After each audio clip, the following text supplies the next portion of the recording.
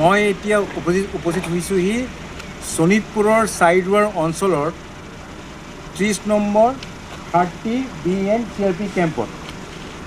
এইটো বৰ্তমান এতিয়া CRP কেম্প হ'ল, কিন্তু আগতে এইটো আসাম কটন মিল আছিলে।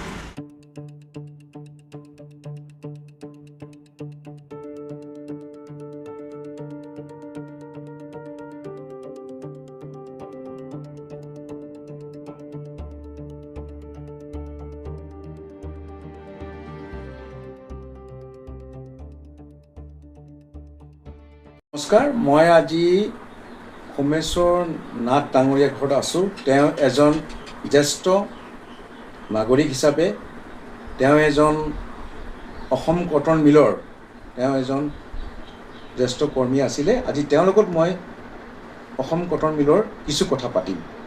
মোৰ নাম শ্ৰী সোমেশ্বৰ নাথ। মই অসম কটন মিলৰ এজন পুৰণা শ্ৰমিক। আমি বহুত বছৰে কাম কৰিলোঁ। 2001 চনলৈকে ভৰ্তি হোৱালৈকে মোৰ তেতিয়া কাম কৰা এই মিলটোত কাম কৰা প্ৰায় 32 বছৰ হৈছিলে।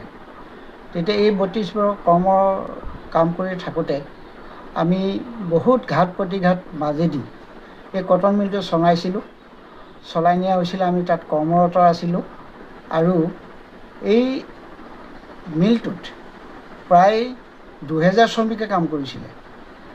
আমি বহুত মেনেজমেণ্টৰ বহুত ঠেলা হেঁচা পাইছিলোঁ। আমি সামান্য এটা দাবীৰ কাৰণে আমি আন্দোলন কৰিবলগীয়া হৈছিলে। বহুবাৰ আমি তাত আমৰণ অনশন কৰিলোঁ। সেই আমৰণ অনশনত মই 17 দিন আমৰণ অনশন কৰিছিলোঁ। শেষৰ পৰ্যায়ৰ যিটো আন্দোলন আছিল বেতন সম্পৰ্কত, সেইটোত মোৰ লগতে কেইবাজনো আমি আমৰণ অনশন কৰিছিলোঁ। কৰি তাৰপিছত আমাৰ চৰকাৰে, তেতিয়া চৰকাৰ আছিলে কংগ্ৰেছ চৰকাৰ আছিলে, আৰু তেওঁলোকে লাষ্টত গৈ পেলাই আমাৰ দাবী মানি ল'লে। কেইটামান চুক্তিত আমি সেই অনশন উঠাই ল'লোঁ। তাৰপিছত আমি বেতনটো যি হিচাপে পাব লাগিছিল নাপালোঁ, যদিও আমি কিছু পালোঁ। তাৰপিছত সেই ক্ষেত্ৰত আমাক সভাপতি আছিলে আমাৰ তেতিয়া পুননাৰায়ণ সিংহ।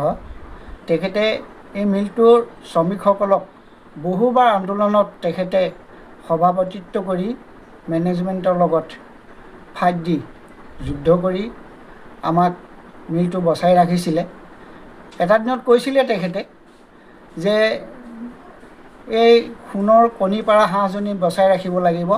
যদি হাঁহজনী মৰি যায় তেতিয়াহ'লে আমি সমস্ত হেৰুৱাব লাগিব। সেই কথাভাগ আমাক কৈছিলে, কিন্তু আমি তেতিয়া হয়তো গুৰুত্ব দিয়া নাছিলোঁ।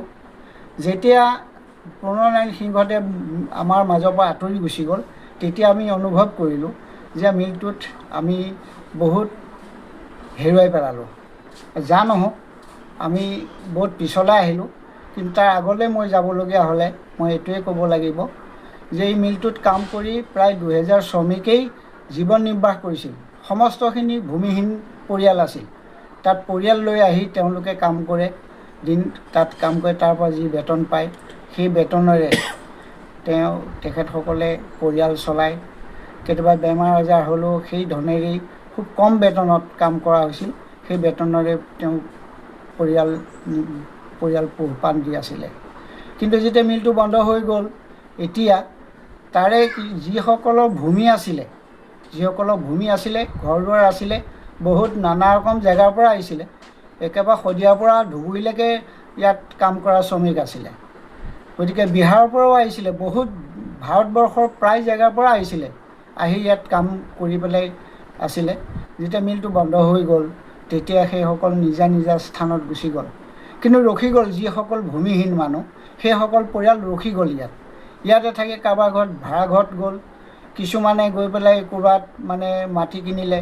আৰু কোম্পানীৰ ফালৰ পৰা যিটো আমাক টকা দিলে, মিল বন্ধ ঘোষণা কৰি পেলাই যিটো আমি পাবলগীয়া ধন, সেই পইচাখিনি আমাক দি দিলে। সেই পইচাৰে কিছুসকলে কি কৰিলে, মাটি বাৰী কিনিলে, কিনি তেওঁলোকে কি কৰিলে, নিজাববীয়াকৈ ঘৰ চৰ বনাই আছে। আৰু যিসকলৰ একে সেই সুবিধাই নাই, মাটি কিনিবলৈতো দূৰৰে কথা, ভাত খাবলৈকে নোহোৱা হ'ল, খৰি বেছি খায়, হাজিৰা কৰি খায়, তেওঁলোকে কি কৰিলে, এতিয়াও ওলোমা খাই আছে ইয়াতে। এতিয়াও এই কোম্পানী মাটিটো আমি দুটা পাৰ্ট, এটা পাৰ্ট হৈছে সিফালে এটা মেইন ৰাস্তা চেঙেলিমাৰি ৰাস্তা যোৱা ৰাস্তাৰ সিটো পাৰ যিটো আচল ফেক্টৰীটো আছিলে সেইটো মিল কৰ্তৃপক্ষই কি কৰিলে সেইটো লিজত দি CRP দি পেলাই সেই মিলটো তাত মাটিখিনি কব্জা কৰি থৈ দিলে। বাকী ইটো পাৰ্ট যিসকল শ্ৰমিকৰ ঘৰ আছিলে সেই জমিন মাটিখিনি সকলোৱে দাবী কৰিলে যে এইটো আমাৰ চৰকাৰৰ মাটি, এইটো কোনো বিৰলাৰ মাটি নহয়, তেওঁলোকক কেৱল মিল চলাবৰ কাৰণেহে মাটি দিয়া হৈছিলে তেওঁলোকক। কিন্তু তেওঁলোকে যেতিয়া মিল চলাব নোৱাৰি গুচি গ'ল, চাৰেণ্ডাৰ কৰিলে, হাত দাঙিলে, তেতিয়া আমি শ্ৰমিকসকলে যিসকল আছিলে ভূমিহীন শ্ৰমিক সেইসকলে ভাবিলে যে এতিয়াতো আমাৰহে মাটি, এইটো বিৰলাৰটো মাটি নহয়। বিৰলাক কেৱল দিছিলে যে মাটিটো মিল চলাবৰ কাৰণে। গতিকে তেওঁলোকেই যদি মিল চলাব নোৱাৰি গুচি গ'ল তেতিয়াহ'লে আমি এই মাটিখিনি আমাৰ মাটি, আমি ইয়াৰ পৰা উঠি নাযাওঁ, এই মনোভাৱেৰে থাকি গ'ল।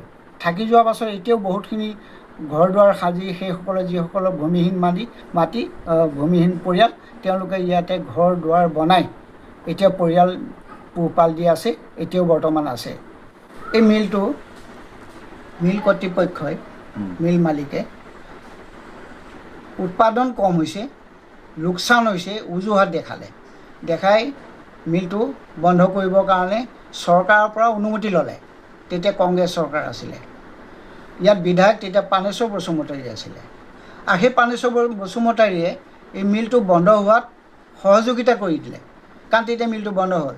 আৰু তেতিয়া পূৰ্ণনাৰায়ণ সিংহ নাছিলে, তেওঁ মৃত্যু হ'লে। তাৰ পাছত বালুৰাম শৰ্মাৰ পুত্ৰ অশোক শৰ্মা বুলি কয় এজন ল'ৰা আছিল, উকিল আছিলে, তেওঁক আনিলে সভাপতি হিচাপত। আনি পেলাই তেওঁক লৈ পেলাই আমি 2 বছৰ আমি মিলটো পৰিচালনা কৰিবৰ কাৰণে তেওঁ সভাপতি, আমাৰ ইউনিয়নখন পৰিচালনা কৰিবৰ কাৰণে সভাপতিৰ দায়িত্ব দি তেখেতক আমি সভাপতি হিচাপে লৈ চলালোঁ। আৰু সেই মানুহজনৰ দুৰ্বল এটা সুবিধা ল'লে মালিক পক্ষই, দুৰ্বল সুবিধাটো লৈ পেলাই তেওঁলোকে কি কৰিলে মিলটো বন্ধ কৰি দিলে।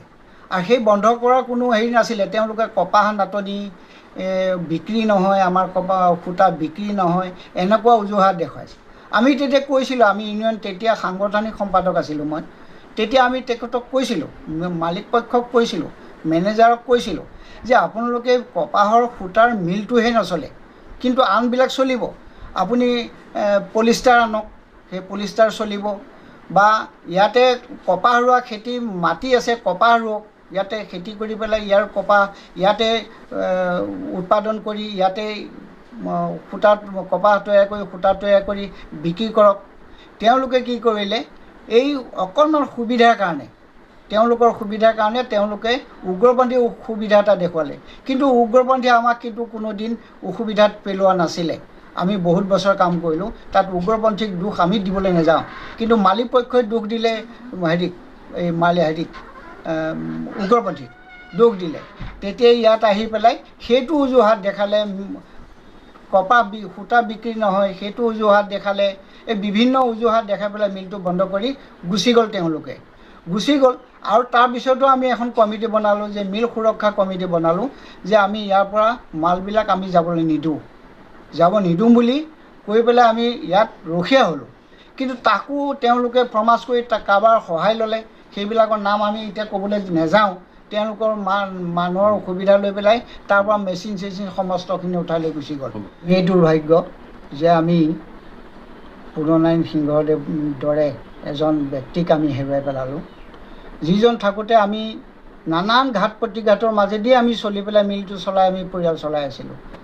যেতিয়া তেখেত ঢুকাই গ'ল, আমাৰ মাজৰ পৰা হেৰাই গ'ল, আমাৰ বহুত অভাৱ আমি অনুভৱ কৰিছোঁ। আজি আমি বহুত কথা চিন্তা কৰিছোঁ, যেনেকৈ আমাৰ যিবিলাক আমাৰ ল'ৰা ছোৱালী, আমাৰ তেখেতৰ ল'ৰা ছোৱালীৰ দৰে আমাক চোৱা চিতা কৰিছিলে, মৰম চেনেহ কৰিছিলে, আনকি কোনোবা বিপদত পৰিলে 2 পইচা দি সহায়ো কৰিছিলে তেখেতে। তেনেকুৱা এজন আমি মানুহ কম সময়ৰ ভিতৰতে আমি হেৰুৱাই পেলালোঁ। আজি হয়তো তেখেত থকাহেঁতেন আমাৰ মিলটো আজিও চলি থাকিলেহেঁতেন, বা আমি চবচে ধনী মানুহ হ'লোহেঁতেন। আজি মই আমাৰ জ্যেষ্ঠ নাগৰিক বালিপাৰাৰ নিবাসী নাৰায়ণ দাস ডাঙৰীয়া ঘৰত উপস্থিত হৈছোঁহি। তেওঁৰ লগত কিছু কথা পাতিম, বিশেষ কৰি আমাৰ আসাম কটন মিলৰ বিষয়খিনি আমি অকণমান তেওঁৰ লগত আমি আজি পাতিম। চাৰিদুৱাৰ অৱস্থিত অসম কটন মিল আছিলে তাত, আৰু এই অসম কটন মিলটো আমি জানিবলৈ পোৱা মতে 1964 মানত সম্ভৱ তাত এষ্টাব্লিছ কৰা হৈছিলে, আৰু তাত এষ্টাব্লিছৰ সময়ৰ পৰা প্ৰায় 3000 শ্ৰমিকে তাত কাম কৰিছিলে 3টা শ্বিফ্টত। আৰু তাত কাম কৰাৰ পিছত তেওঁলোকে তাত বিভিন্ন ধৰণৰ কিছুমান আপত্তি কিছুমান আহিছিল মেনেজাৰসকলৰ বিৰুদ্ধে, তথাপিও তেওঁলোকে তাত সুন্দৰভাৱে কাম কৰিছিলে। তেতিয়া তাত কটন মিলৰ মেনেজাৰ আছিলে আমাৰ এজন ধাৱৰীয়া বুলি আছিলে, আৰু এজন GR বাছতীয়া বুলি আছিলে। বৰ্তমান তেখেত গুজৰাটত আছে, আৰু GR বাছতীয়া বৰ্তমান গুজৰাটত, আৰু ধাৱৰীয়া বোলাজন ইতিমধ্যে তেখেতৰ মৃত্যু হৈছে। আৰু এই কটন মিলটোৱে প্ৰায় 3000 শ্ৰমিকক উপাৰ্জনৰ পথ দিছিলে, সংস্থাপন দিছিল। কিন্তু দুখৰ বিষয় এই চাৰিদুৱাৰ অসম কটন মিলটো সময়ৰ সোঁতত সম্পূৰ্ণভাৱে আজি নিশেষ হৈ গ'ল, আৰু তাত বৰ্তমান CRPFৰ কেম্প তাত অৱস্থিত হৈ আছে। কটন মিলৰ চলি থকা সময়ত সেইখিনি সময়ত তাত বহুতো ইউনিয়ন হৈছিলে, কেইবাটাও ইউনিয়ন আছিলে। এটা সময়ত পুৰণা ৱৰ্কাৰ্ছ ইউনিয়ন আছিলে, তাত আমাৰ প্ৰাক্তন MP পুনৰনয়ন সিংহ ডাঙৰীয়া তাৰ ৱৰ্কাৰ্ছ ইউনিয়নৰ প্ৰেচিডেণ্ট আছিলে। পৰৱৰ্তীকালত তাৰপিছতেই দুলাল ভূঞা শ্ৰমিক ইউনিয়নৰ তাত সভাপতি হৈছিলে, আৰু তেওঁলোকে তেনেধৰণে শ্ৰমিকসকলক পৰিচালনা কৰিছিলে। আৰু তাৰপিছতেই অসম গণ পৰিষদৰ কাৰ্যকালত কমিশ্যন মিলিও তাত সভাপতি আসন গ্ৰহণ কৰিছিল, আৰু লগতে আমাৰ বিহগুৰিৰ ৰমেন গোস্বামী বোলা এজনেও তাত মানে আপোনাৰ ৱৰ্কাৰ্ছৰ নেতৃত্ব বহন কৰিছিল। আৰু বৰ্তমান চাৰিদুৱাৰ অসম কটন মিল বুলিবলৈ তাত নাই। কটন মিলটো বন্ধ হৈ যোৱাত তাৰ যিবিলাক শ্ৰমিক আছিল, শ্ৰমিকবিলাকৰ বহুতো হাহাকাৰৰ অৱস্থা হৈছিলে। বৰ্তমান তেওঁলোকে বিভিন্ন ঠাইত বিভিন্ন ধৰণে কাম কৰি পেলাই নিজৰ জীৱন তেওঁলোকে নিৰ্বাহ কৰি আছে। আৰু এই কটন মিলটো তাত বন্ধ হৈ যোৱাৰ পিছত যিটো পৰিস্থিতি হৈছিল তাত, এই পৰিস্থিতিটো আচলতে এটা বৰ্ণনা কৰিব নোৱাৰা এটা তাত পৰিস্থিতি হৈছিল। আৰু বৰ্তমান এই কটন মিলৰ বৰ্তমান যিখিনি মাটি বাৰী আছিলে, যিখিনি আছিলে তাত সেইখিনি সম্পূৰ্ণভাৱে এতিয়া তাত CRP কেন্দ্ৰীয় পুলিচ বাহিনীৰ তাত কেম্প পাতিছে। বৰ্তমান তাত তেওঁলোকে তাত তেনেকৈ ধৰণে অসম কটন মিলটো বৰ্তমান তাত চলি আছে। আৰু এই কটন মিলৰ সম্পৰ্কত আমি যিখিনি কথা জানো, আৰু তাৰপিছত আপোনাৰ আহিছিল আপোনাৰ আমাৰ এই বালুৰাম শৰ্মাৰ যিটো ল'ৰা, তেওঁৰ নামটো আছিলে, তেওঁ আছিলে তাত সভাপতি, আৰু তেখেত সভাপতি হোৱাৰ পিছতেই সম্পূৰ্ণভাৱে কটন মিলটো সম্পূৰ্ণভাৱে একেবাৰে বন্ধ হৈ গ'ল।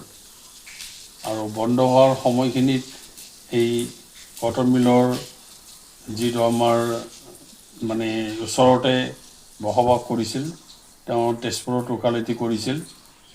বালুৰাম শৰ্মাৰ একমাত্ৰ বালুৰাম শৰ্মাৰ ল'ৰা আছিলে, আৰু তেখেতে সময়তেই অসম কটন মিলটো সম্পূৰ্ণভাৱে বন্ধ হৈ গ'ল, আৰু তেনেধৰণে কটন মিলৰ ইতিহাস এটা সময়ত সমাপ্ত হ'ল।